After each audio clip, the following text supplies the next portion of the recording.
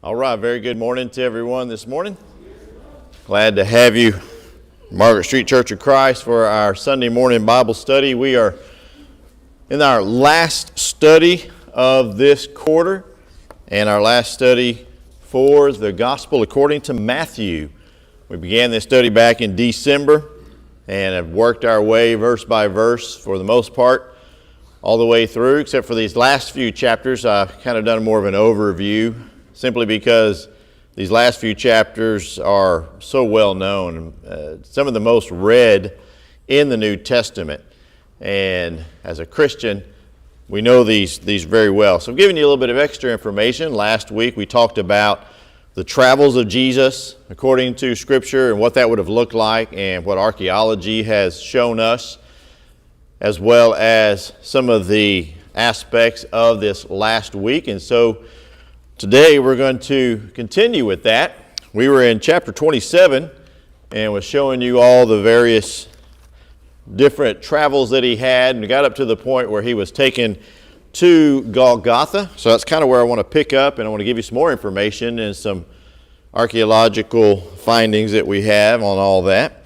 So in chapter 27, we began in verse 32. Now, as you can see there on the screen, we've already had Jesus being taken before Pilate, and while all this is going on, Judas then realizes what he's done. He goes and hangs himself. We talked about where the potter's field is. And then Jesus is presented before the crowd, and the crowd chooses Barabbas. And I think I made the point, and if not, I'll make it again, is 20, it says the chief priests and elders persuaded the multitudes that they should ask for Barabbas. The multitudes, the crowds that are there, are sometimes in different sermons when people teach, they'll say, it's interesting that just a few days ago they were singing Jesus' praises, saying, Hosanna, Hosanna, and now here they are crying out, crucify him. Well, that's not exactly true, because in the triumphal entry, it was a crowd of people that are living outside of Jerusalem that have come to Jerusalem, just like Jesus is coming to Jerusalem for the Passover. And most of Jesus' ministry and where he was being followed and everything else, and the crowds were growing, was outside of Jerusalem. So those are the ones that were saying Hosanna. When you get here and it says that they persuaded the multitudes, these are the city dwellers, the ones who would have had access and been more right there in the Praetorium area and all that the outside Jerusalem dwellers would not have had access to. Think about John and Peter. Remember in this account where Peter goes to be able to go into that area, he had to get access, and John happened to know somebody. So that shows you that we're talking about two different crowds here. So it's not the same people changing their minds, it's two different crowds. Could there have been a mixture of some of them? Absolutely. But for the most part, it's two different crowds. So you have the crowd choosing Barabbas, which is interesting. Bar-Abbas means son of a father. Bar, as in you heard Jesus, for example, say, you are Simon Bar-Jonah. That means Simon, the son of Jonah. So the word bar means son of. And what does Abba mean? Father. There you go. So son of a father. So it's interesting that you have the Son of God, and you have a choice of the son of a father, human being. And what did the crowd pick?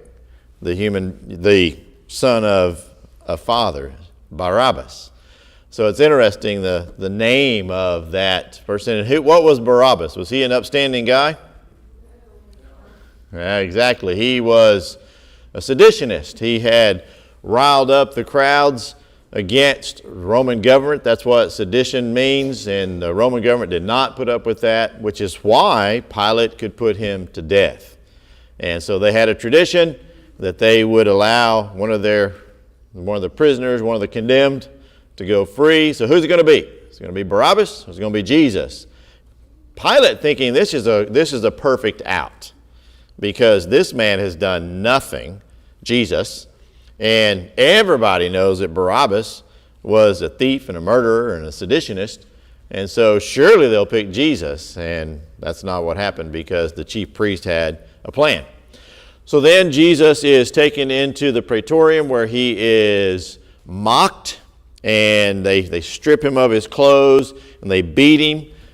There's all kinds of archaeological evidence showing this weapon that they used, this whip that would have had glass and bone shards in it, so whenever it hits the body and they pull it, it would rip skin. And so by the time Jesus was led to go out to Golgotha, he had lost a lot of blood. His skin is all ripped to pieces, and it's no wonder that they had to get someone else to be able to help him carry his cross. I don't know about you, but any of you men who've done laborious things where you've got to carry something really heavy, how about we go and let's flog you and you lose a lot of your blood and everything, and let's see how well you can do that labor. And so you see the physical aspect of what's happening here and the cruelty of the Romans to do this before they ever even take him out to be crucified. So then it says the soldiers led him out to be crucified. On top of, by the way, having fashioned a crown of thorns, there is a plant that is there in Jerusalem. Took pictures of it, saw it and everything, which would be the plant that they would have used. It has these very thick, long thorns on it, and they would have taken that and fashioned it in a circle, and it says they beat it down onto his head. And anybody who knows, just a small little cut on your skull up here, or in your skin up here, bleeds profusely, doesn't it? So you can imagine how much blood he must have shed during that time. And then they led him away to be crucified. Verse 32 now, we come to that. And as they came out, they found a man of Cyrene, Simon by name. Him they compelled to bear his cross. And when they had come to a place called Golgotha, that is to say, place of a skull, they gave him sour wine mingled with gall to drink. But when he had tasted it, he would not drink. Then they crucified him and divided his garments, casting lots, that it might be fulfilled, which was spoken by the prophet. They divided my garments among them, and from my clothing they cast lots. Now, it's interesting that we have learned a lot and know a lot about crucifixion, and that the Romans had perfected it. They take the body and they place it on a cross beam, and there's all kinds of different things that people think that there's a T-type cross, there's a plus-type cross, there's an X cross, there's just a post in the ground that maybe they lifted the cross beam up on, or maybe it was the whole cross that he carried. We don't know exactly, but we do know that crucifixion was a death sentence that was given to criminals. And we also know that they used crosses to a major city, which Jerusalem would be a major city. There would start to be crosses of corpses on these crosses. Many of them decomposing, some of them maybe still alive, but they were for deterring crime. If you think about it, if you go coming driving into Milton, and as you're just about to cross over the bridge, all of a sudden you see a bunch of electric chairs, people in electric chairs and stuff that have been electrocuted, and basically everybody knew, it's like, you come into this town, you mess around, this is what you're going to get. That's the purpose of it, is a deterrent, and it worked. Also, part of crucifixion is that whenever they would hang the criminal on there, the way that they were hanging is that they would suffocate, especially when they've been beaten like Jesus was. They're hanging like this. If you've ever taken and just be strung up like this, it's hard to breathe. And so they would have to push up on their legs to breathe. Just that whole effort, after a while, you become exhausted and then you succumb and you wind up basically suffocating. Not to mention the way that they attached. Most of the time they were tied onto these crosses. Here we have Jesus was nails driven into his skin. There's all kinds of archaeological evidence. They found this spike about this long with some ankle bones that were still attached to it, showing that type of, that aspect of crucifixion. So it's a horrible, horrible way to die. Now, we also notice that they only say they crucified him. They don't go into any detail. All that detail I just gave you, nobody in the gospel account says anything detailed about it. Just simply, they crucified him. It's almost as if everyone fully understood what that meant. As soon as you said it, they would have pictures of those crosses on the sides of the road. Perhaps somebody they knew had been crucified, or somebody that they knew of had been crucified. It was very familiar with the mind, in the minds of people in that time. So they don't go into any detail, which I find fascinating. Also mentions that they came to a place called Golgotha, which is to say place of the skull. This is a translation of that word, meaning a place of the skull. And what's fascinating is when you go to Jerusalem today, there are two places that they say Golgotha is. One of them is, and I'm going to show you in just a moment, is within what is today modern day Jerusalem, but back in the time of Jesus would have been outside of the walls. And then the second one is just outside the walls of modern day Jerusalem.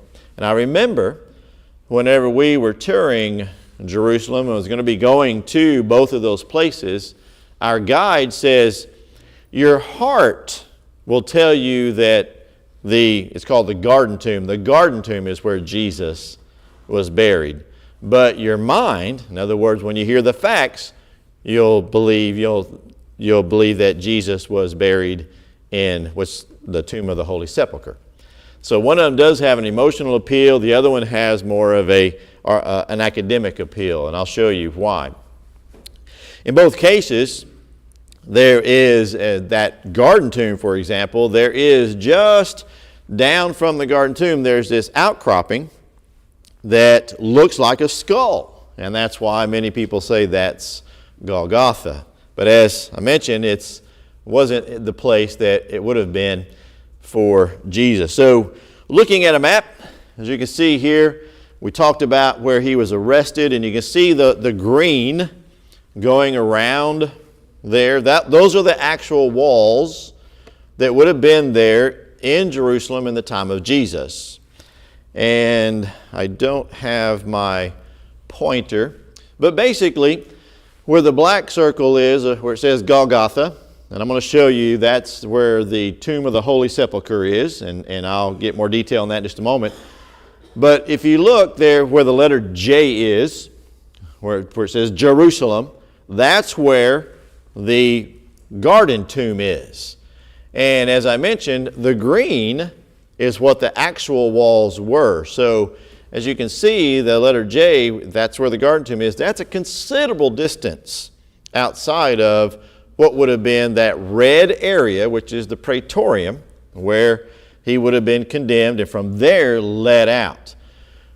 The tomb of the Holy Sepulchre is just maybe a block, 2 blocks at the most from there. Been an easy transport to go from there to what is now the tomb of the Holy Sepulchre, which is where they believe, and the archaeology supports, where Jesus was crucified and buried, versus going to the garden tomb, which would have been a considerable amount, and you would have had to go past a lot of the multitude to get there. And as we read often in the scriptures, that nobody wanted to deal with the multitudes. Both the Romans and the Jews were afraid of the multitudes. So they're not going to take any chances. So according to archaeology, as you can see, the red there is where Jesus would have been, he would have been judged. That's where the pavement is. I showed you that last week, that area where Pilate would have been sitting and would have said, who do you choose, Barabbas or Jesus? From there, then, he would have been led out to Golgotha, which is just outside the gate. So there, now superimposed over top of what would be ancient Jerusalem, those 2 blue domes, that is where the Church of the Holy Sepulchre is. And there you have both Golgotha and the tomb in one big giant building. So here's what it would have looked like. So looking at this picture right here, so that black square area would have been outside the gates of Jerusalem. And outside the gates of Jerusalem would have looked something like this. So as you see there, the red arrow, you can see him, he would have gone out through a gate representing the walls of Jerusalem. Just outside the walls of Jerusalem would have been and is a quarry. You remember that the disciples came to Jesus and said, look at all these amazing buildings. Isn't this incredible? And then even the Pharisees and stuff said it's taken 40 years to build this. If you go there today, you can still see a lot of these huge, massive stones. You can go down underneath in an area where the archaeology has dug in, and some of these stones are just incredibly huge, and it's incredible how they did all this. And that's just the base. We're not even talking about the temple itself and all the other things that would have been built, including houses and everything else. Where did they get those stones? A quarry. I'm glad you realized that. So yes, exactly. They had to go and dig them out of a quarry. And typically the way they did things in ancient times is they're on a mountain there in Jerusalem. They would go up a little higher on the mountain and start cutting in the granite stones and the various stones out of that. And then all you got to do is bring them downhill. So essentially, those stones were cut out, rolled downhill, put into place, and they just keep cutting them and bringing them down. And a lot of the archaeology that's been done on those stones I was just telling you about, they have traced back to however geologists and everybody do that, to that quarry. So, how many of you have ever seen a quarry, a rock quarry? All right, so you something like what you're seeing right there, it's dug in. Well, what happens is you wind up with these sheer faces in this rock quarry. Once they were done harvesting stone out of it, they would turn it into a garden. And wealthy people would go and they would cut holes into the sides of that quarry and make themselves a tomb. Joseph of Arimathea was a wealthy man, right? And you had to have money to be able to do that. And to this day, you can still see them. In the valley of Kidron, there's an area called the Tomb of the Kings. And you can see where Absalom's tomb is. And it's the same thing. It's this sheer wall. They cut into it. The garden tomb that I was telling you about just a minute ago and that we talked about last week, that is in another quarry that's a little bit further outside of the gates, right there in the sheer walls, holes cut into it. So as you look there, I'll zoom in. You see the red circle and the yellow circle. The red circle is what would be Golgotha. That is just a hill that's overlooking that quarry. That would be the perfect place to drop in some posts in order to have these crosses. And if I back up, you'll see where the red arrow is coming out, and where you go right past that tower, that's a main road that in that time would have been traveled by many, many people. And so these crosses are right there on that road where everybody would see it. And as you read the scripture, it says that people passed by as Jesus was being crucified and wagging their heads, right, and mocking him. So it's easy access to walk by all of this. So these crosses are set on this area that look down into this quarry. And I know you can't probably read that, but down at the very bottom it says from the red circle to the yellow circle, which is be one of the tombs, it's only about 150 feet. It's right there. In fact, that's what John says. John says that it was a garden that they placed him in. And remember, Mary Magdalene thought that Jesus was who? The gardener.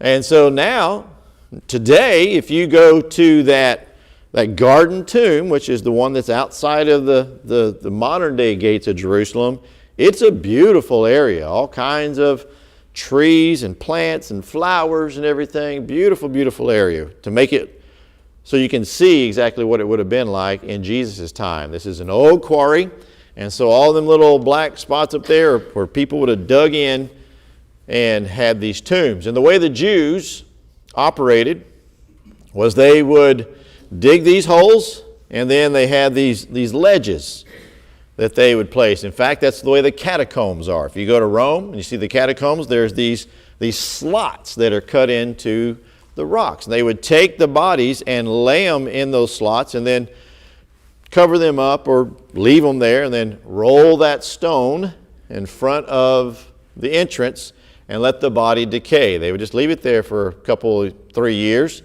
till there was nothing left but bones. They would then gather the bones and put them in a little box called an ossuary, and then that would remain in the tomb. So what would wind up happening is one slot where they would have a body would wind up being filled with multiple ossuaries that would contain these bones. So this is very common in the tradition and style of burials for the Jews. We think about, it's hard for us to imagine because we think about funerals and burials as in, and Stephanie can tell you all about this, is some of the things that are involved. For example, we embalm, right? We drain the fluid out of the bodies, we embalm them, and we have a funeral a week to 2 weeks later. And there's grandma or grandpa or whatever sitting, they look, and what do we say when we walk by the casket? Oh, they look so natural. Isn't that what we often say? This mortician used to come through the bank where my mama worked, and she'd say, "Good morning, how are you, Bob?" And he'd say, "Oh, I'm doing fine." "Well, Gatha, you look natural today." And she'd go, "Oh, stop that. That's..." Well, they don't do that in other countries. Paraguay, for example, when somebody passes, you have the wake or the funeral that same day. A lot of times somebody would pass, and that evening, usually within 8 hours, they have the body presented there in usually the home, or they have these places called velorios where you go and it's a place it's like a funeral home, and people pay their respects, and then they're in the ground within 24 hours because they don't do anything with the body.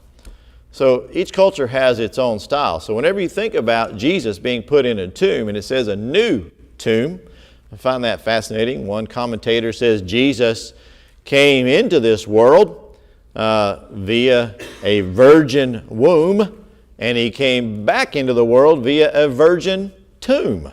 I thought that was an interesting take on that. So we have here Joseph of Arimathea. As we go down now in chapter 27, verse 57, when the evening had come, there came a rich man from Arimathea named Joseph, who himself had become a disciple of Jesus. This man went to Pilate and asked for the body of Jesus, and Pilate commanded the body to be given to him. When Joseph had taken the body, he wrapped it in clean linen cloth and laid it in his new tomb, which he had hewn out of the rock, and he rolled a large stone against the door of the tomb and departed. And Mary Magdalene was there, and the other Mary sitting opposite of the tomb. Having read that, do you have a little bit better picture now of what this would have looked like and why it would have been so simple? So most of the time, they left the bodies on the cross. They left them there to decay. Animals would eat them and everything else. But in this case, the Sabbath was an exception. The Romans gave this concession to the Jews that during the Sabbath, they would not have bodies up on the crosses. So this is part tradition, but also it would sometimes be granted to families and relatives and people like that to receive a body in order to go bury it, once again, from the Jewish tradition. So it's not unusual for them to go and ask Pilate for the body. It's not unusual for him to grant this with the circumstances that are involved. And then he takes him and he buries him lazy men. They prepare the body with spices and things like that. You remember Lazarus? And what did they say after 4 days? He stunk, he smelled, because the body's decomposing. And that's what the spices and stuff are to help with. And so they laid Jesus in the tomb that they had hewn, and they rolled the rock. Now the rock, as I just explained, they use these tombs. They go in and out of these tombs. It's not like they put them in there, seal it, and they're done. So this rock is a round type rock that's very heavy, and it would seal or close the tomb, but then it could be opened back up. And that would be the rock that the Jews would ask the soldiers to guard. And so, we'll continue with the text in just a moment, but looking at this, so if you look at the garden tomb and what would have been Golgotha in that time, and pay attention to the red circle, which would be the area where they crucified Jesus, just within a short view of the tomb. Now, if I back out again and looking at that quarry, now when you go there, you're not going to see this quarry like this, not like you would at the garden tomb. Instead, you're going to see this. You're going to see the Church of the Holy Sepulchre. So where that yellow circle is, which is where the tomb would be, and where the red circle is, where Golgotha is, those are inside these buildings, this one big building now. Down there at the bottom, you see a yellow arrow. That's where you go into the Church of the Holy Sepulchre. That's where all the tour groups go into. You go into this section, and so on the right side, you'll go upstairs, and you'll see, and there's an area where if you can get through the crowds, you can touch or get right close to what's to be the rock of Golgotha, the area that they believe where Jesus was crucified. You then come down the stairs, and there's this slab where it says, the tradition says, this is where Jesus his body was prepared. You then go down into a whole nother room. There's several different rooms, all these columns and everything, and turn the corner, and then you have this vestibule that is there, and inside there is where the tomb is. It's all been preserved from within. So here's what I was just saying. So if that's the Church of the Holy Sepulchre, and I open up like an exploded version, you can see the red arrows where you go upstairs, and that area up there is where there's all kinds of religious artifacts and things like that. It's a very interesting and strange looking place. A lot of people in there. And then you go to the backside, you go down, and then you go around the corner, and then inside that big dome is where that edicule is. As I said, vestibule. It's an edicule.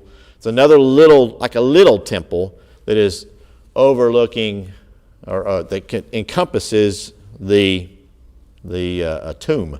Here's another cutaway. So again, that yellow arrow that I was saying, where you go into the Church of the Holy Sepulchre, you come into that middle part, and it's up to the right that you go upstairs where what would have been Golgotha, and to the left is where the tomb is. So what has happened is that whole quarry has been leveled out. And in fact, in the time of Constantine, it's even believed that basically you could just, instead of it being a sheer wall and you go into it, it's now been basically leveled off and you're looking into it.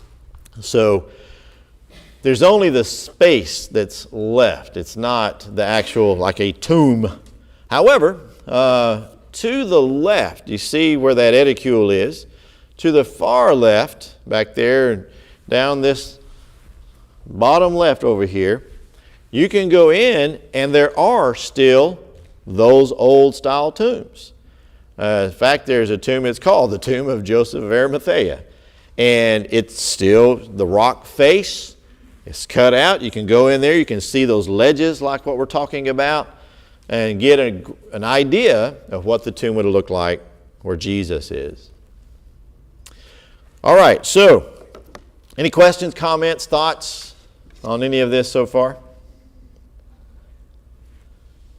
Okay, let's pick up now in verse 62, and we will close out the Gospel of Matthew this morning.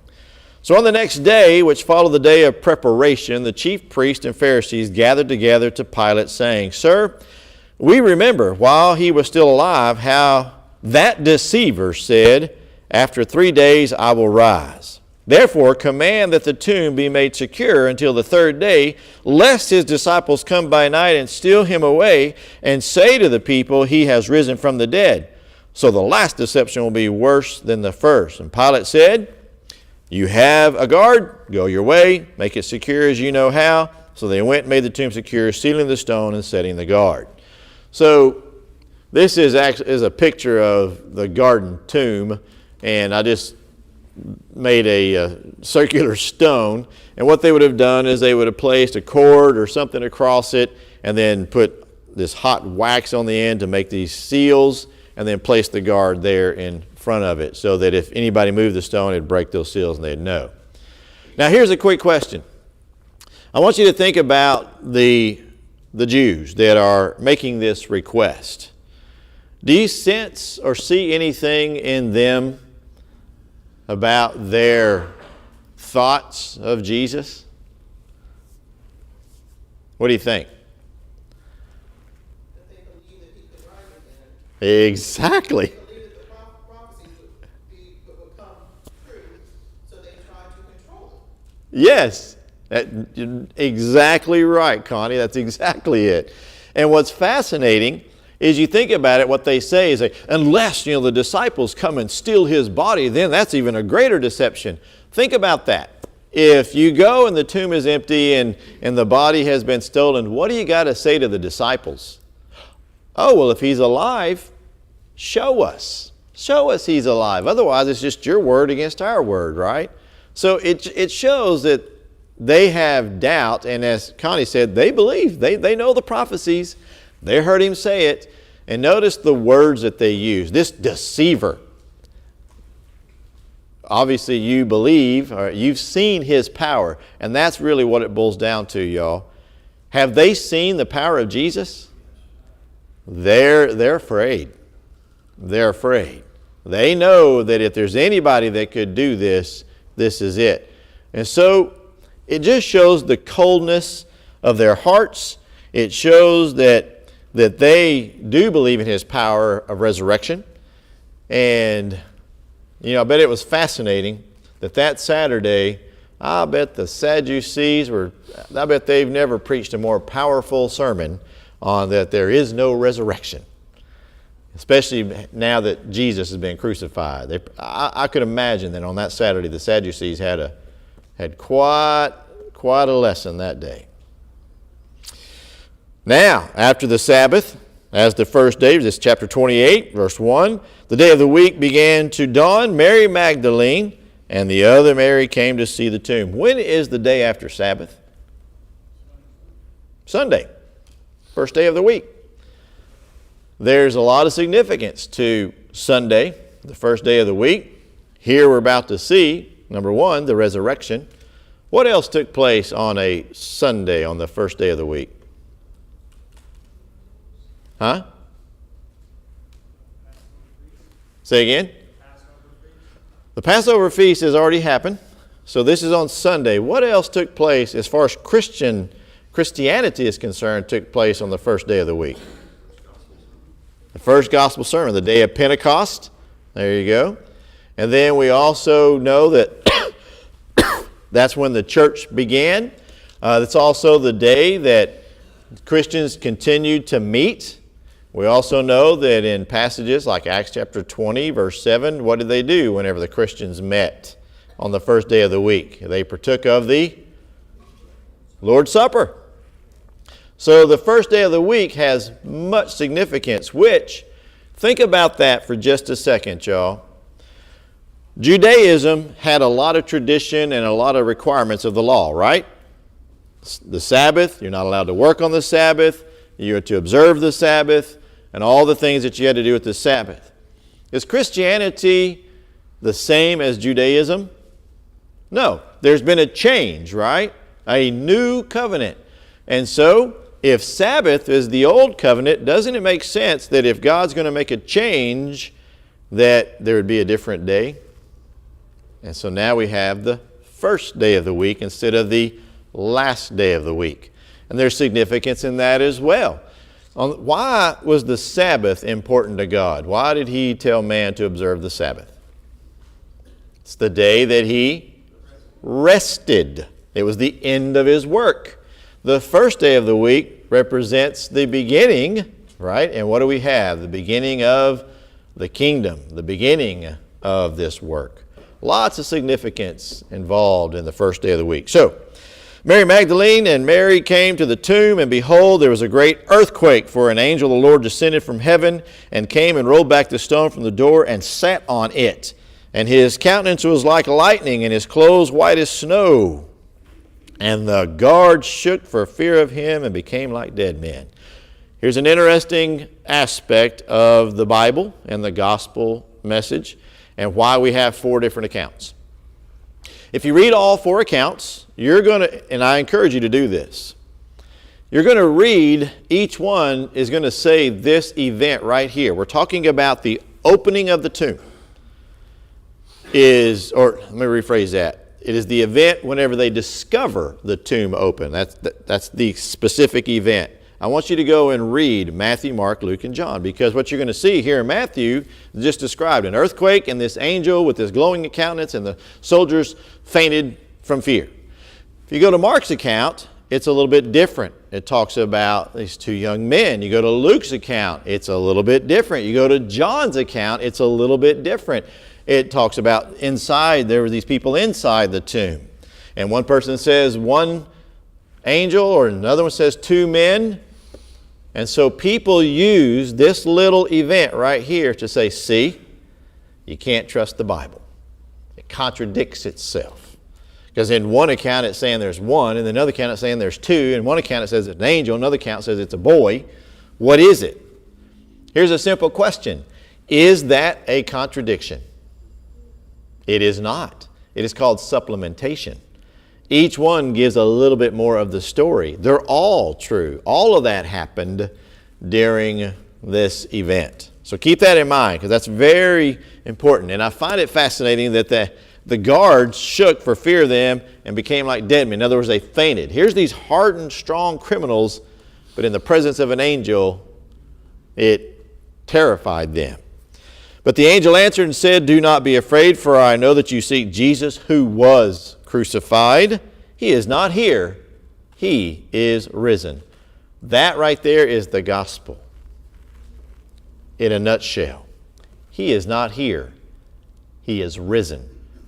That's never happened in the history of humanity and will never happen again.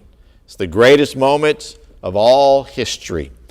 And he said, come, see the place where the Lord lay, and go quickly and tell the disciples that he is risen from the dead. And indeed, he is going before you into Galilee. There you will see him. Behold, I have told you. And if you read John's account, you get a lot more information about that, what happened. If you read Luke's account, you see what happened during this time frame. Jesus goes and reveals himself to 2 men on the way to Emmaus. And later you'll see where Jesus was with his disciples in Galilee in the book of John. The woman, it says in verse 9, as they went to tell the disciples, Jesus said to them, rejoice. So they came and held him by the feet and worshiped him. Then Jesus said to them, do not be afraid. Go and tell my brethren to go to Galilee, and there they will see me. You read John's account, and Jesus says, don't touch me. So, once again, it's supplementation, filling the whole story. We'll close with this last little part right here, verse 11. Now, while they were going, behold, some of the guard came into the city and reported to the chief priest all the things that had happened. That's important. They didn't go to the Romans. These are Roman guards. Did not go to Pilate or anybody associated with Rome, because what would have happened to them had they gone to their superiors? They would have been killed. This is the penalty of death if you fail at your job. They had, the old saying, you had one job. You had one job. And that was to guard the tomb. And they would be put to death. That's why the Philippian jailer was going to kill himself. That's why you see in other accounts where they didn't do their job, they were killed. And so they go to the chief priests. That tells a lot right there. And sure enough, when they had assembled with the elders and consulted together, they gave them a large sum of money to the soldiers, saying, tell them his disciples came at night and stole him away while we sleep. By the way, they would still be put to death for that. You had one job, and they failed. And so they came at night and stole him away, and if this comes to the governor's ears, we will appease him and make you secure. See what I mean? They know that they would kill him, so they're gonna help these poor soldiers out. They give them money, and they tell them that they make up a story. And what's fascinating about the story, it just shows again the darkness of the hearts of those Jews. They just received proof of what they were afraid of when they said, put a guard there. Can you imagine the faces of those Jews whenever the guards came and said, he's gone. He gone. And there's an angel that was there. He rose from the dead. And instead of going, we made a mistake, we sinned, appealing to God for forgiveness or anything else, no. We're going to give them a bunch of money. We're going to cover it up. Doesn't this sound like corrupt political leaders? Wow. Nothing new under the sun, right? And then it says that they did as they were instructed, and this saying is commonly reported among the Jews today. So here's a question. So wait a minute. Were the guards asleep? And if so, were all of them asleep? All of you fell asleep at the same time. And wait a minute, if you were asleep, how did you know it was the disciples who stole the body? There's a whole lot of things. This is kind of like the John F. Kennedy thing, right? There's a whole lot of other stories and questions that come in that just doesn't make sense whenever you tell a lie. And then, of course, we have the Great Commission. The 11 disciples went into Galilee to the mountain which Jesus had pointed them, and when they saw him, they worshiped him, but some doubted. If you add the account of Acts as well as Luke and John, you'll see that a lot of stuff happened between the resurrection and Jesus' ascension. But here's the main point that Matthew wants you to be left with. Jesus said, all authority has been given to me in heaven and earth. Go therefore and make disciples of all nations, baptizing them in the name of the Father, the Son, and the Holy Spirit, teaching them to observe all things which I've commanded you, and lo, I'm with you always, even to the end of the age. I don't know how much you know about the Great Commission, but there's really only one verb in that whole thing right there, and it's the verb make disciples. How do you make disciples? You first go. You got to go to them. This is why evangelism is so important, is because we don't sit and wait for them to come to us. We go out to them. And then you teach them, which results in baptizing. And when you do those things, that's what makes a disciple. So we are to be making disciples. That's what Matthew leaves us with after telling this whole story of Jesus and all that he did. His last words are, now you go and make disciples. Thank you all so much for your attention. We're going to now take a break and prepare for our worship service.